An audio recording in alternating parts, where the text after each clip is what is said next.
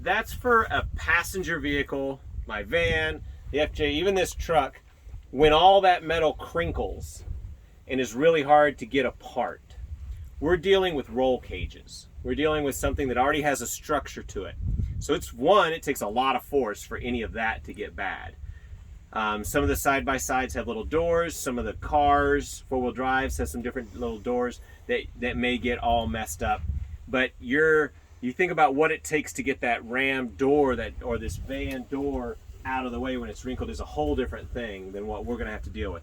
But we may still, so we're going to have some cordless tools where we can say, you know what, the little door on the side-by-side or the race car, its hinge is in the way and it break, or the latch or whatever, I'm going to slip this in and I'm just going to cut that so that now I can move it.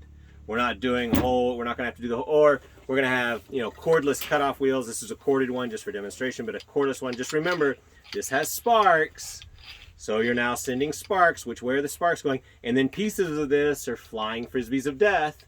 So this can come at you, so you put your safety stuff on. So that's where the extrication people, like we're not going to say, hey, Dr. Kumar, here's some toys to play with. Go get the guy out. No, he's the doctor person. And at that point, when it's an extrication, then it becomes an extrication conversation. It's like, all right, he's stabilizing the person. He's worried about the patient doing what he can in there. And somebody else is figuring out how do we got to get, what bent to get in the way. And is it cut a section of roll bar out to be able to get in the way? Is it to cut the hinge pins on a door? If it's a gull wing door, if it's some door, do we have to cut the hinge pins to get it because the door is bent and stuck in place? Is there, their seatbelt harness just, the latch just won't, the ones they have now are like press and ping and they come apart, so they're super nice. But things happen, whatever, and you got to cut. So your cutting tools are not, you're not worried about somebody coming along, oh, thank you, with the big old kind of thing, because we're not having to go through that.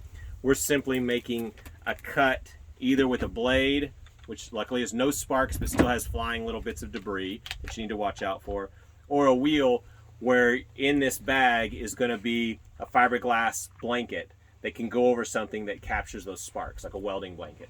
And that's something that you could, while you're working, the extrication person can put up there so that any sparks don't come flying at you guys. And they're paying attention to the way the wheel is going. Gracias.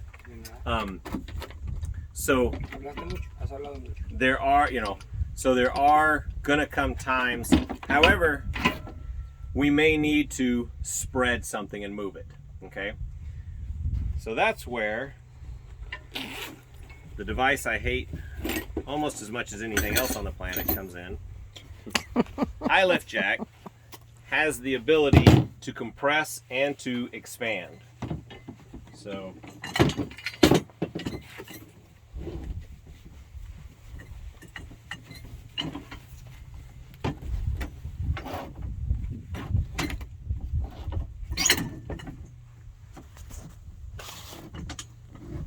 So there'll be an adapter that the extrication person can have.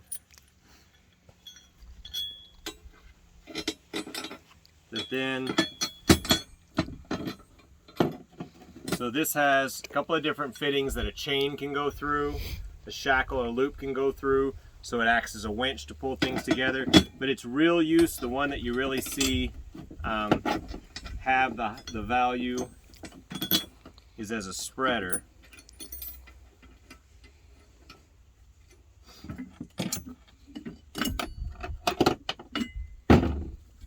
Foot's out of the way.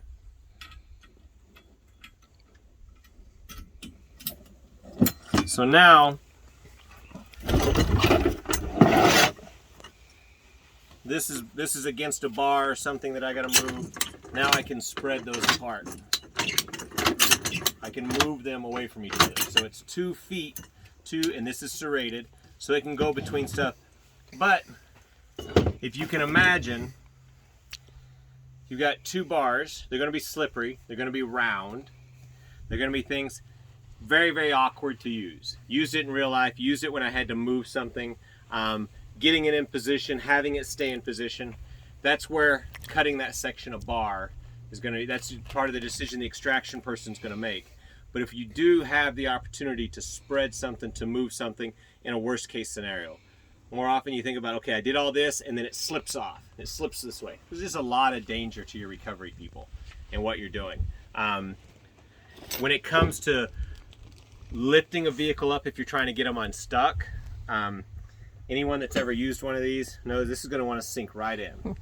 So that's where a base plate comes in, something wide. Even if you have a bottle jack, they're designed to go in on top of a base plate so that now you're spreading that load out. This one is designed, when this goes in, cables can go down, but I've never found a need. Just by putting that on there, that puts your base plate. But these things are super dangerous. Best thing you can do is not use one of these. Bottle jack is way better as far as getting something up. If you're going to use this, there's not a lot of places on a race car that this fits under very well. However, most of them have some kind of wheels that this will hook into, and the idea is this comes in there, and then your jack, this goes against here, and your jack goes right there, and now it's grabbing the tire